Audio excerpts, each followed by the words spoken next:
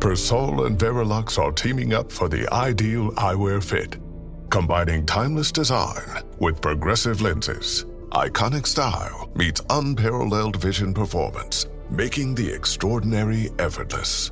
Discover Verilux and Persol and find your local Essilor expert at essilor.com.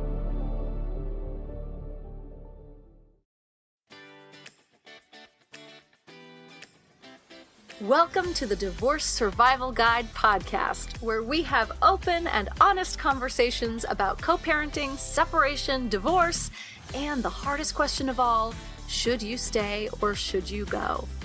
I'm Kate Anthony, your divorce survival guide, and I'm here to help you navigate some of the roughest waters you've ever swum in and answer some of your toughest questions. I've been to hell and back, and now it's my mission in life to help you get to the other side of this process with your sanity and your heart intact.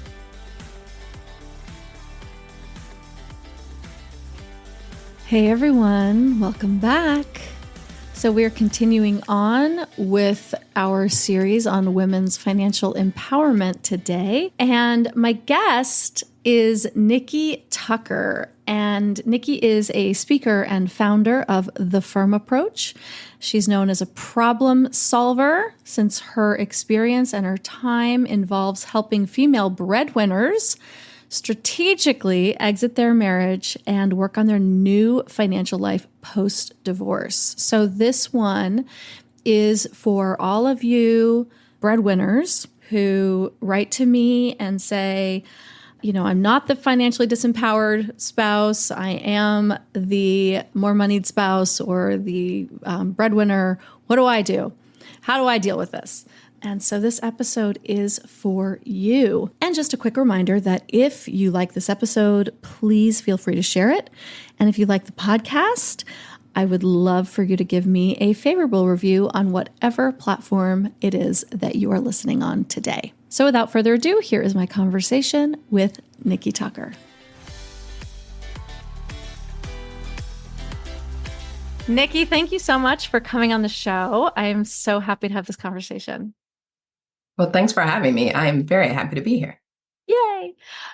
It's a win-win. We're going to talk today about being the high income earner. This is a conversation I haven't really had on my show. And I have a lot of women who are the high income earners, whether they started out that way or not, and are now facing divorce or going through divorce. And it's kind of a different story for them.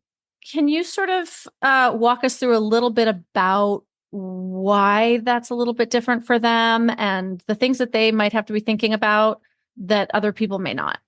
I think one of the things that women, I'm generalizing a bit, but are getting used to the idea is that when it comes to divorce in particular, sometimes the playing field is a little more level in some ways than in others. And one of those ways has to do with support. And so when you think about support payments, whether it's spousal support or child support, your high income earner very often is the one who may be providing some form of support payment. And I've literally had women say to me, women have to pay support? And I'm like, yeah, it's 2024. Yeah. Listen, we're rolling back all of our rights, but we still, but this one, we still have.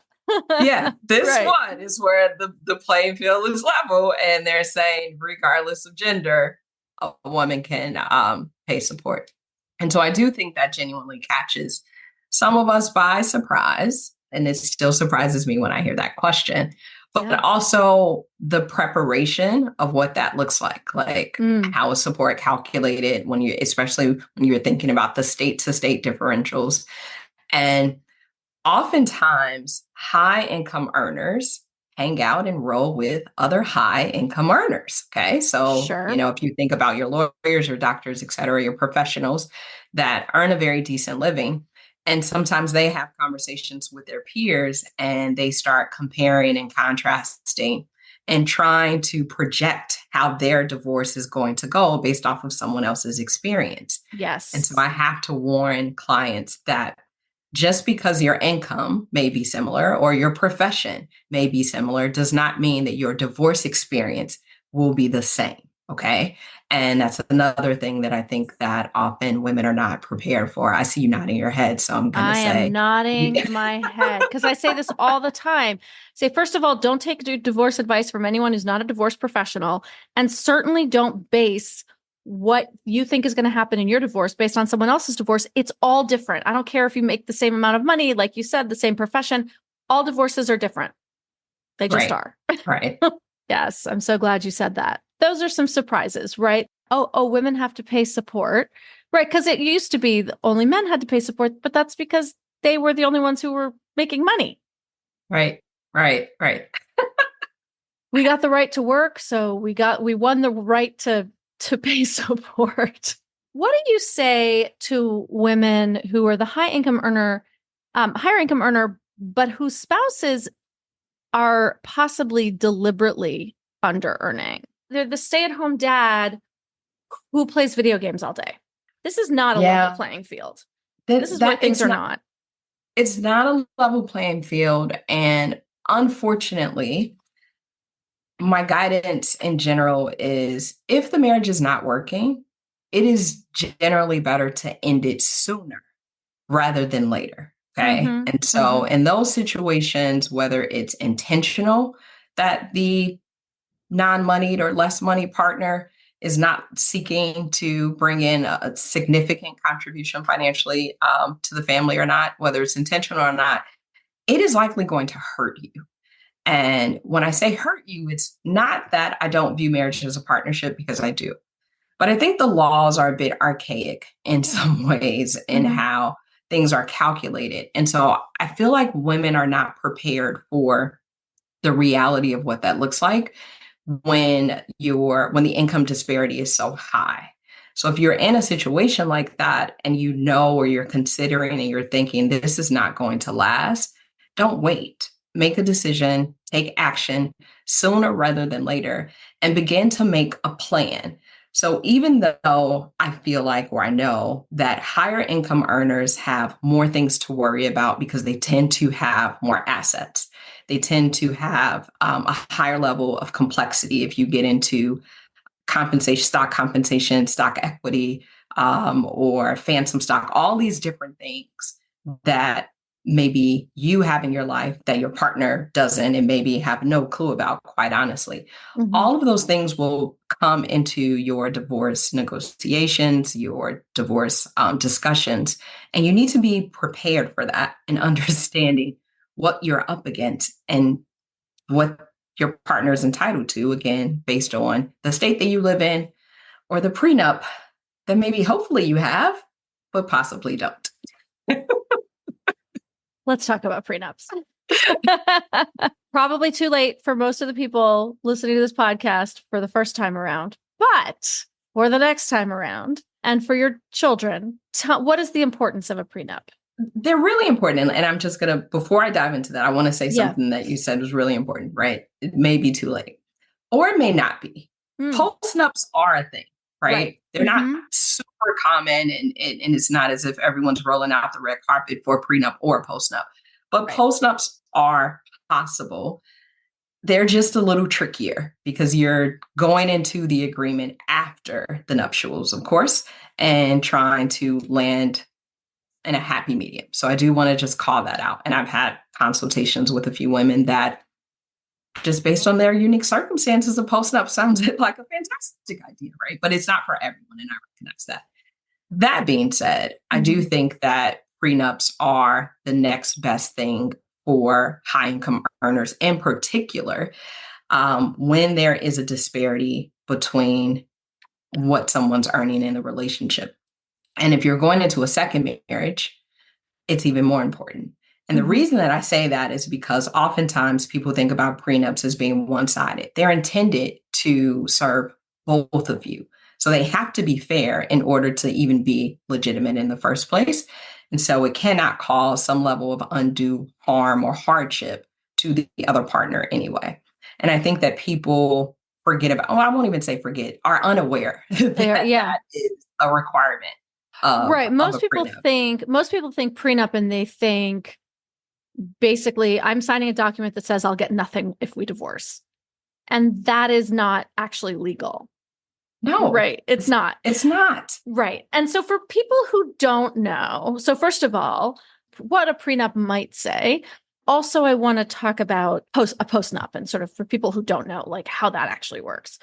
What should a prenup look like? So a prenup is a legal document that allows for you to stipulate the direction and the management of money and finances in your marriage, ultimately.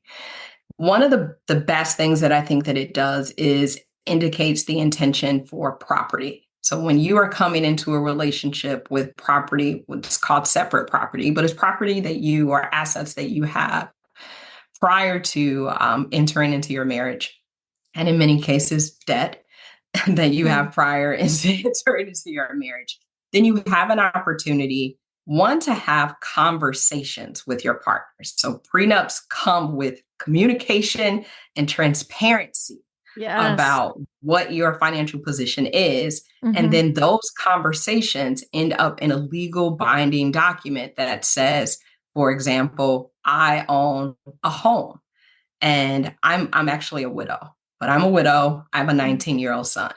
I own a home. If I am entering into a marriage with someone, it's really important to me because I've owned this asset, this home, prior to meeting this person, prior to marrying this person. It's important to me that my son gets this home or a significant portion of this home or the value of this home. And so the prenup, as an example, would allow me to dictate that and spell that out. Conversely, if my future husband had a home and had children, I would hope that he would want to do the same thing to protect the interest of his children. So you can stipulate what you want to do with assets. You can stipulate what you want to do with debts and liabilities, but also the management of certain things. Like if you're going to have joint accounts, if you're going to have a combination of joint and separate, you can stipulate and get into details about titling. If something is titled in one person's name, what does that really mean? What's the intention? Because without a prenup, then again, your state law basically dictates what that means.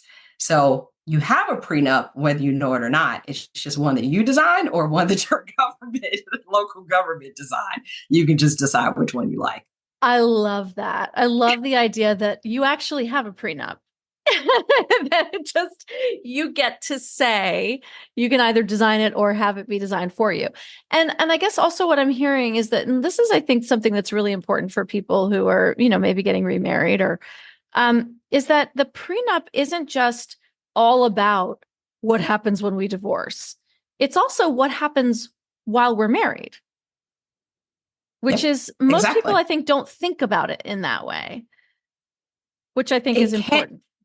It is important. And I think it can be seen as the thing that almost protects your marriage in a sense. And I know some people are going to be shocked by just the idea of it, but it protects your marriage because it allows you to be on the same page. So again, high income earner, maybe your financial philosophy, the way that you approach money, the values that you have, the behaviors and all of those things associated with how you manage your money could be different from someone else who, just from a common sense perspective, is not used to managing that same level of income because they haven't earned it. That doesn't make them a bad person. It doesn't make you a bad person because you're earning money, but it does mean that there's a higher likelihood that you don't have the same concerns, you don't have the same struggles, conversations, because you just haven't had to, right? And that's okay. Sure.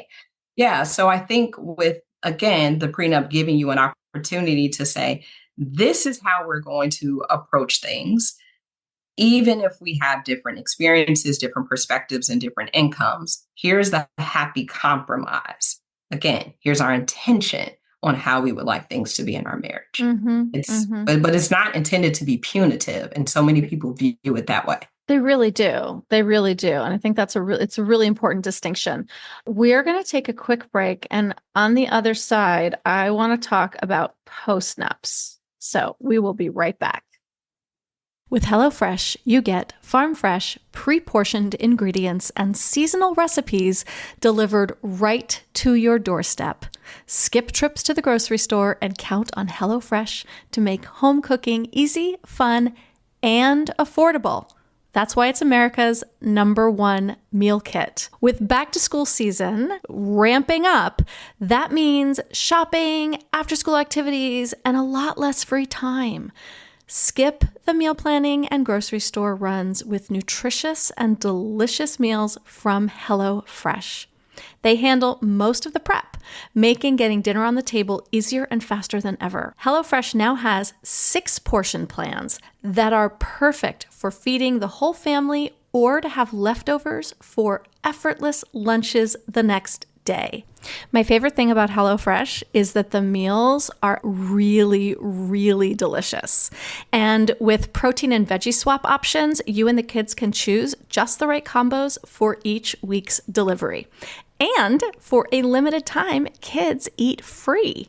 Go to HelloFresh.com/DSG kids to unlock this exclusive offer. 1 free kids meal per box for 2 months while your subscription is active. So that's free kids meals just by going to HelloFresh.com/DSG kids.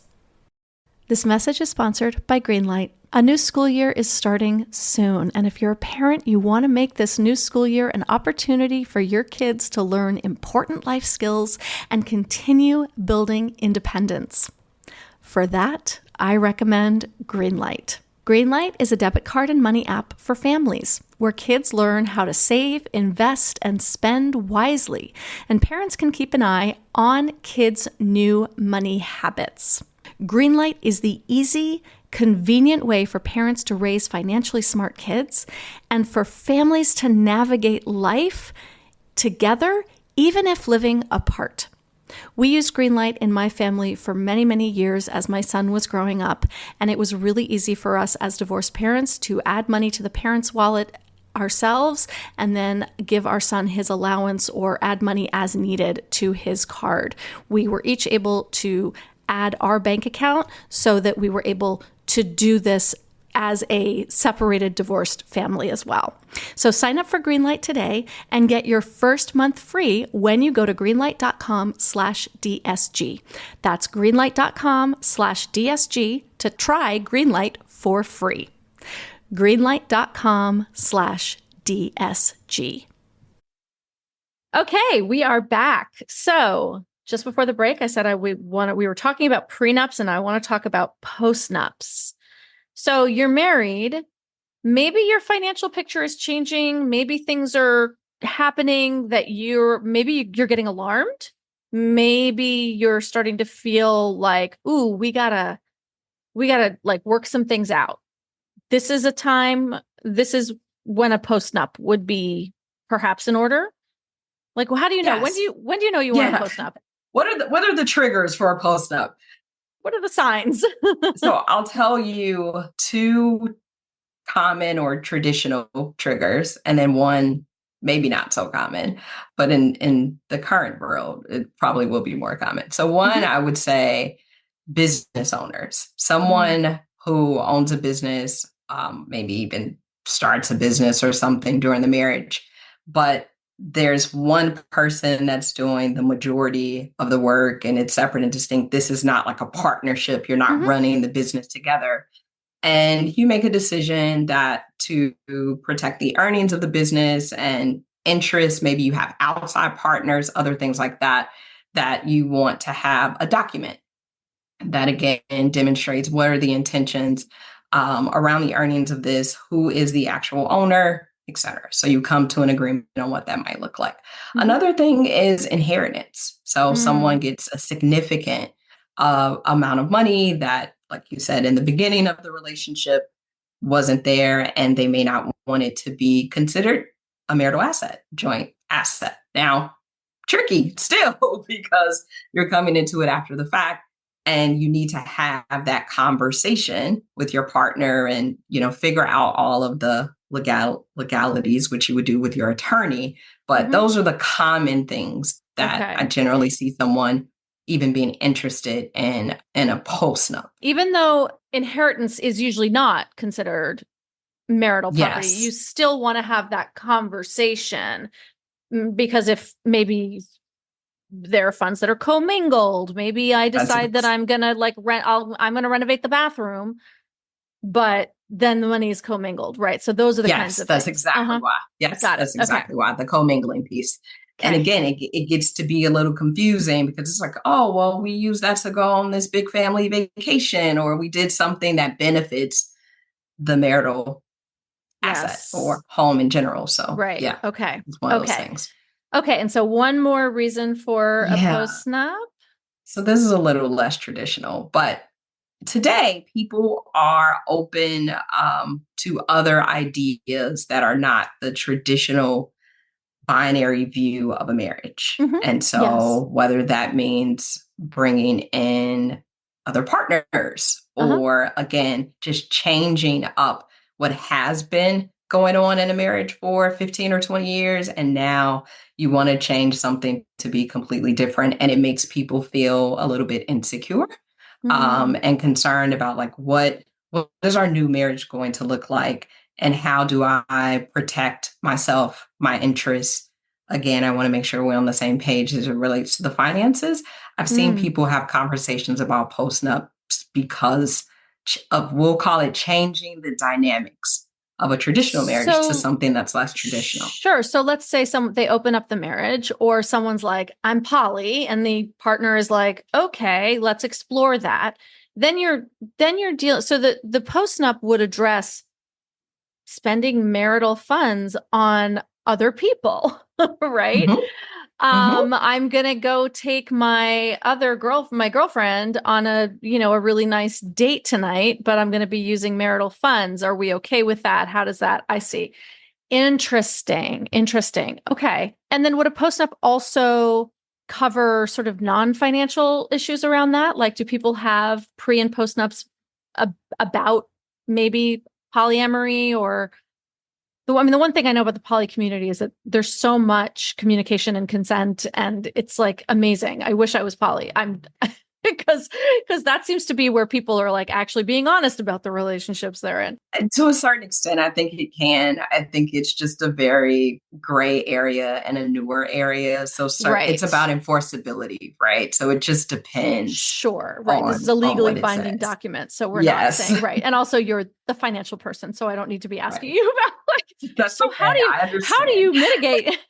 How are you mediating your poly relationship? I don't know. Ask somebody else. Okay. It's a fair question, though. I mean, I think like having a kid might be a really good time to maybe have a postnup, right? It's like, okay, we have a kid. We've decided together that you're going to stay home.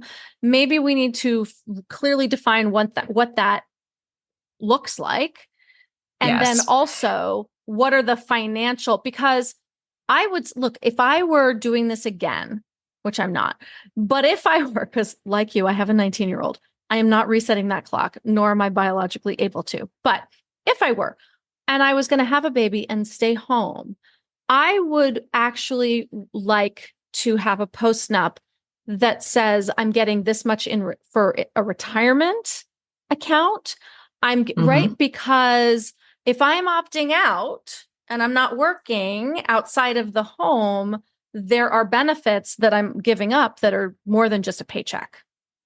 Absolutely. And your prenup and your postnup can do both.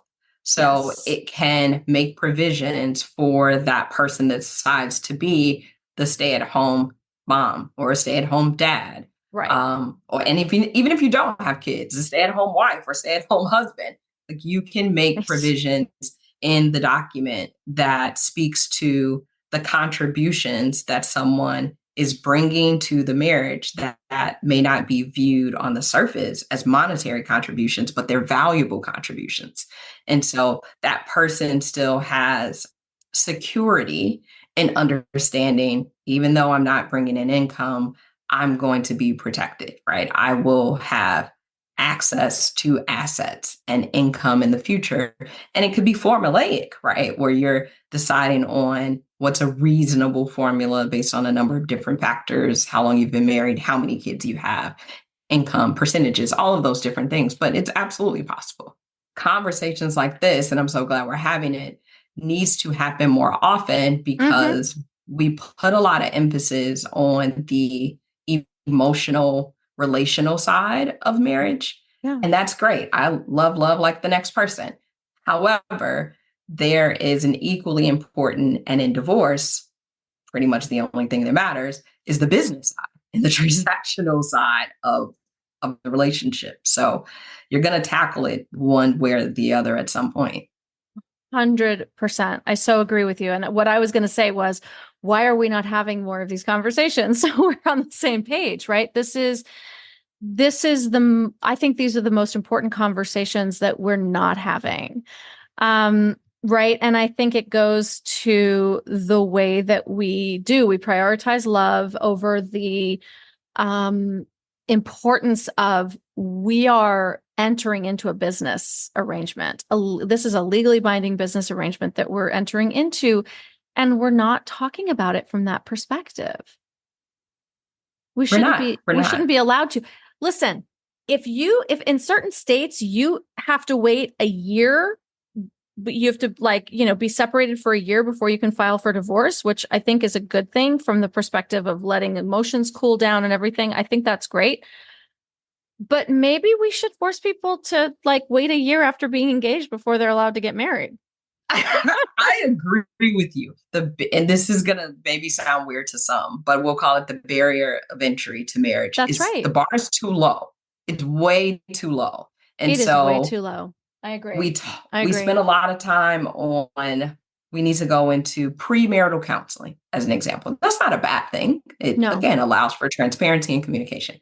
But premarital counseling, in my opinion, should have a requirement associated by your state, if necessary, of the financial aspect. So when you're going through a divorce, you have to complete a financial affidavit or financial disclosure or whatever it's called in your state.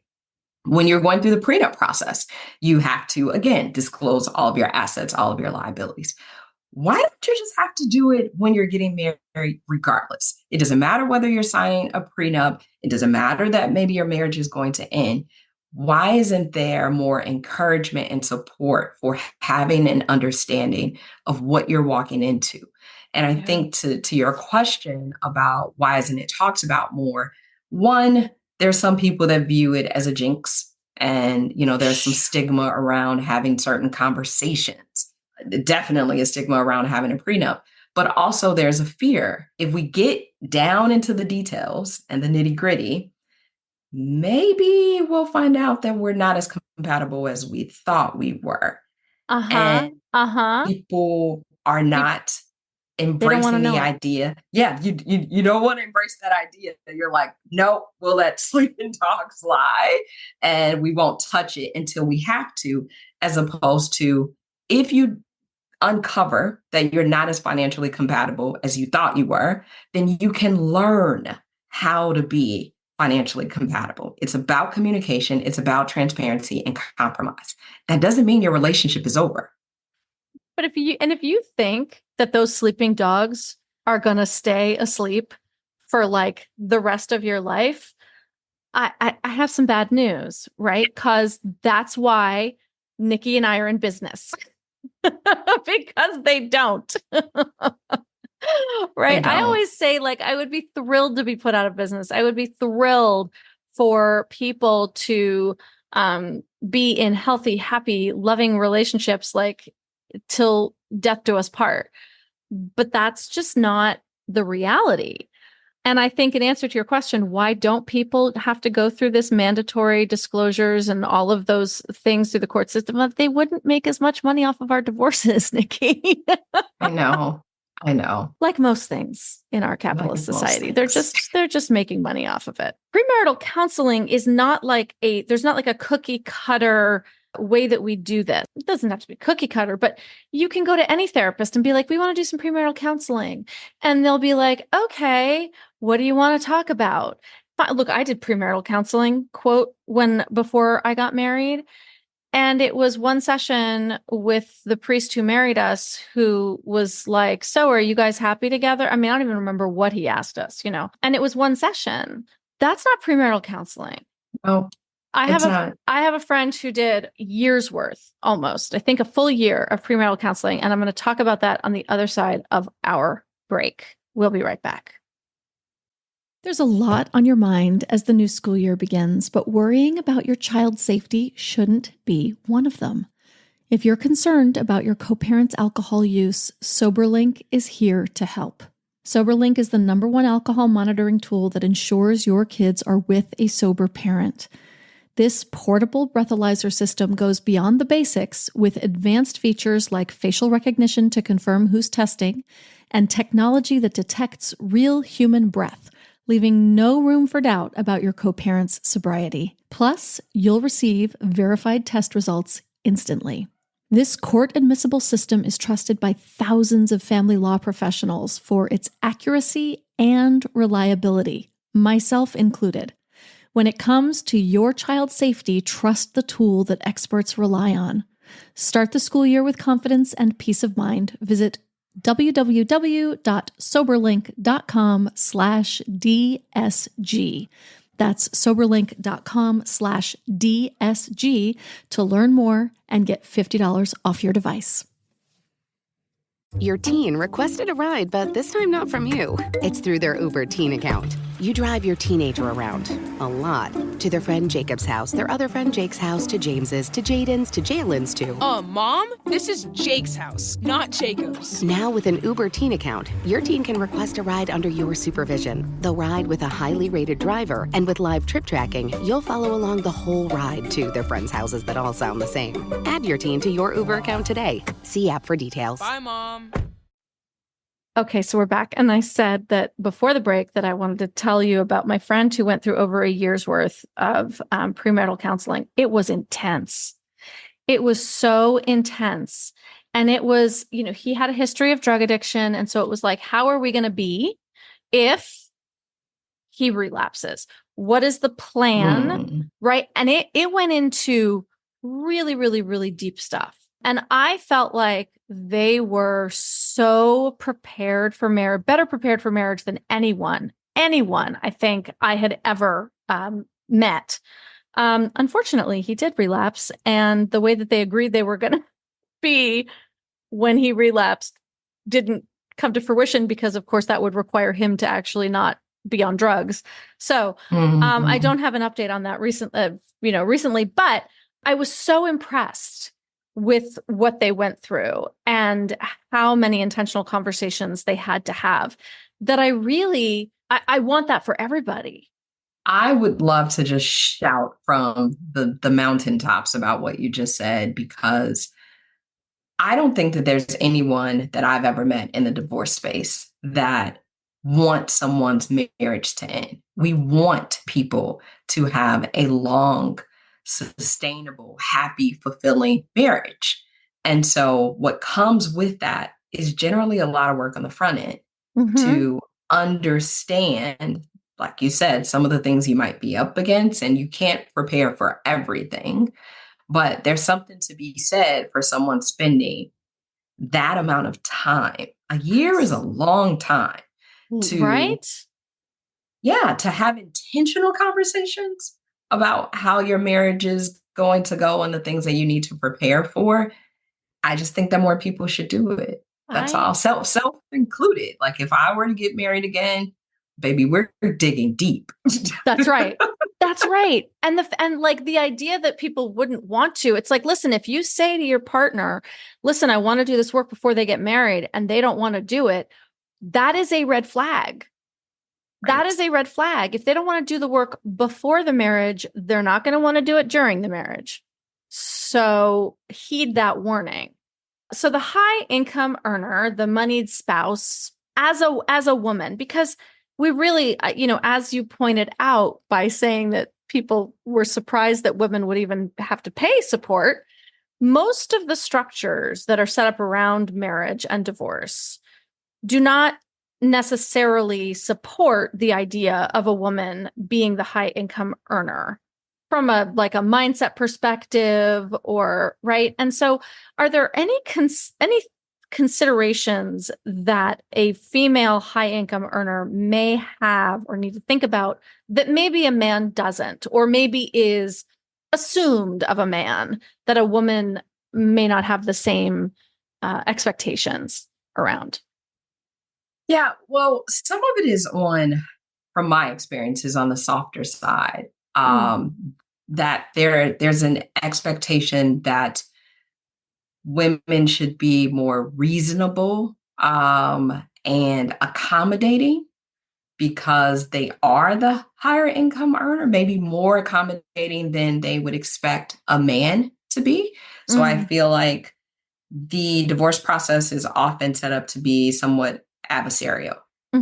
And because not all the time, but very often the man can be the higher income earner, then it's positioned where he should fight.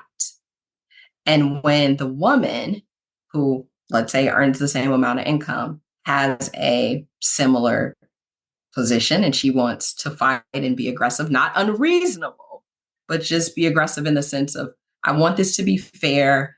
And I also want to make sure that I am protected. Yeah. That sentiment is not always welcomed when it's the woman who has that position. Isn't that interesting? The softer side of it. Yes, right. It's like when a man goes in, it's like, I'm going to protect my assets, and it's my money. That's the thing, right? That's the patriarchal thinking around money. Is that for men, it's my money. For women, when you're the high income earner, it's not my money. It's our money. It's our money, which it is on both accounts. But I think you're right that the divorce process approaches that differently. Yeah. And unfairly. That's the biggest thing that I've seen. Interesting. When it comes to, as I mentioned earlier, some of the dynamics and considerations, I find that to be gender neutral in the sense of they're just things that you have to account for as a high income earner because of how your compensation is structured, as an example. From my experience, has been relatively gender neutral. And again, I'm on the financial side, so we're just probably deeper in the numbers. That's what we're talking about. Yeah. Yeah. But I think that other piece catches some women by surprise because it's not fair. Right. And by the way, just to clarify, it is our money.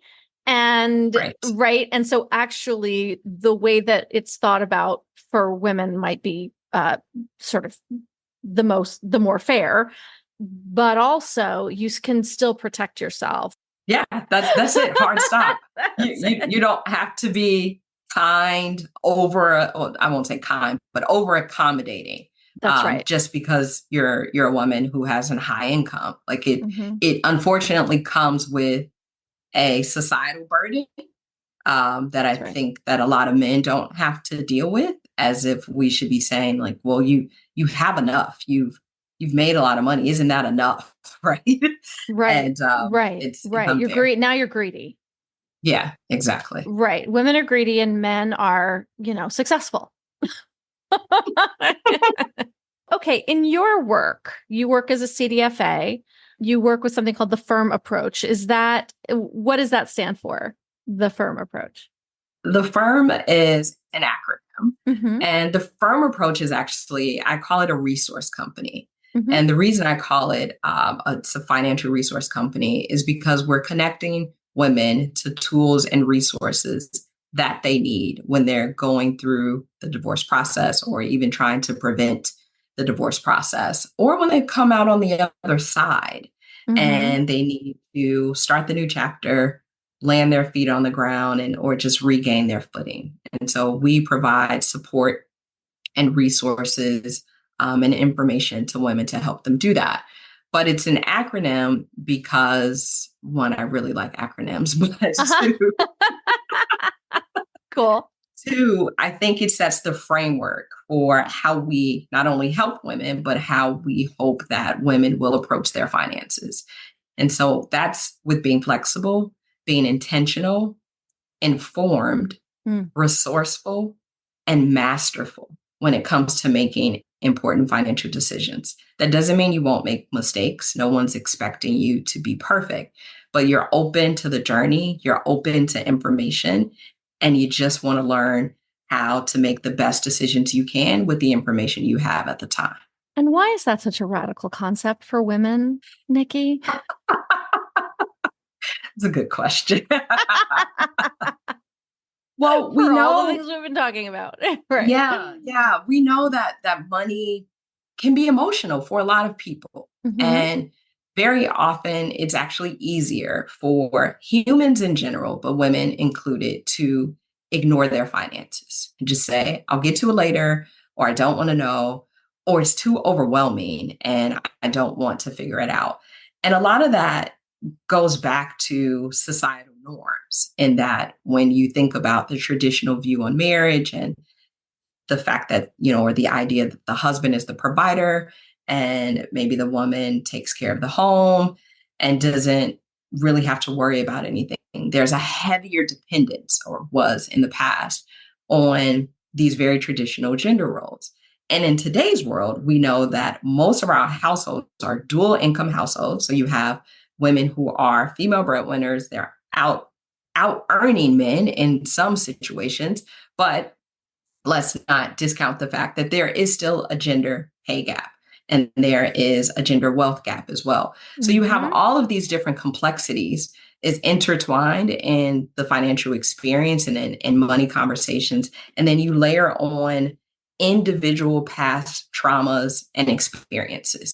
So the things that can be triggering for people when you have conversations about money, the stuff that comes up for them, or you just hear people say on a very basic level, math's not really my strong suit. So I like to read. I'm into science. I'm into history, but I'm not into math. It's all of those things that make women lean away from making important financial decisions and digging deep and just saying, I'll hand this off to someone else if and when I can. And I just don't think that in today's world, that's not the most prudent way for us to manage our money.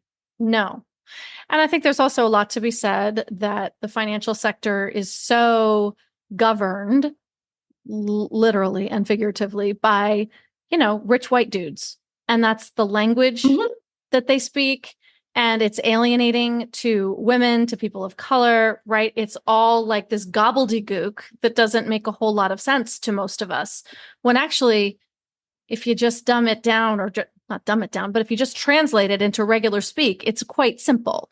Not simple, but it's a lot simpler than they're making it, right? It is, and it can be approachable, much more approachable, hence also the FIIRM approach, because it's about allowing someone to have the opportunity to engage with it in a different way, but in a way that makes sense for them. So all of the jargon and the complex formulas and the tax laws, that's not the exciting part for me either. Lord. So if you peel back some of that, then it makes it much more approachable and welcoming for people to want to stay on top of things and to want to learn more about their financial security. You work with women on all from before, during, and after, right? To help them. Yes, And so what do you help educate them on money, right? Like how this all works? I do. I spend the majority of my time educating them on money. And it's the part that, quite honestly, lights me up the most, because that conversation and that level of education is necessary regardless of where you are. It's necessary whether you're partnered or not. It's necessary when you are thinking about getting married or you're thinking about exiting your marriage. So what I do is offer women essentially two opportunities to learn on their own and say, here's something from a digital perspective and tackle it as you will, or work together with me and you have some just-in-time kind of learning tools available to you, but also we're having real conversations about your unique circumstance. And that is where not only do I learn the most about my clients because it requires a level of transparency, but also where we talk about their progress, we talk about where they feel vulnerable. And then again, if they are going through a major transition like divorce, it's what do you need to know before you get started? What can you expect in the process?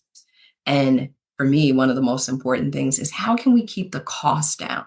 So talking about different strategies so that you come out on the other side okay, and you don't feel like you literally spent your life savings trying to be happier. That's how I see it. Yeah. I love it. I love it. Nikki, where can people find you and your FIIRM approach? Yeah, well, people can find me on our website. So FIIRM has 2 I's. So it's FIIRMapproach.com with 2 I's. And we have the same handle on Instagram. I'm usually hanging out on Instagram the most. I'm getting better about that every day. And it's a struggle. And Facebook, but those are our handles on both platforms. It's the FIIRM Approach with 2 I's. And that's where I engage with women. You can sign up for our newsletter. We have a blog, just different resources and tools for women to learn. But I love to just have a conversation. I've had plenty of women to reach out and we talk for 15, 20 minutes. And if we don't work together, that's okay. Maybe you've gotten all you need and it allows you to move to the next journey and you were just stuck on one point. Like I just genuinely want to help women. I love that. Nikki, thank you so much for coming on and having this conversation. It was really great to talk to you. Well, thanks for having me. It's always great to listen to your perspective. I love your podcast, by the way, but great to listen to your perspective because it's so down to earth and it's real. And I think the real conversations are necessary in order for women to make real progress. I think so too. I appreciate that. I really do. Thank you. Thanks for tuning in to another episode of the Divorce Survival Guide podcast. If you like what you hear, head on over to Apple Podcasts or wherever you listen in and leave me a review. And don't forget to follow me on Instagram at the Divorce Survival Guide. I'll see you next time. And until then, remember, you, my love, deserve to be happy.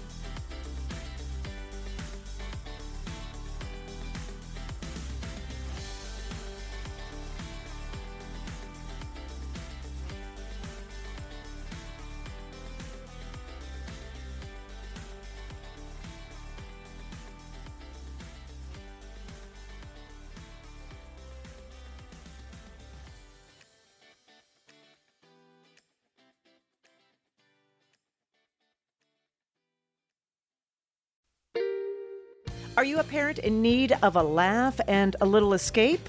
Look no further. Parenting is a Joke is the podcast you've been waiting for. Hey, I'm Ophira Eisenberg. I'm a stand-up comic and parent. And each week I chat with one of my top comedian pals who, just like you, are juggling careers, busy lives and schedules, and raising a family. You can expect candid stories, hilarious mishaps that happen on stage and at home, and just a lot of laughs. There's no expert advice here. Well, actually, sometimes a good idea does sneak its way in, but mostly just pure, relatable fun to remind you that we're all in this parenting adventure together. New episodes of Parenting is a Joke drop every Tuesday, so tune in, get ready to laugh, unwind, and maybe even feel a little bit better about your own parenting.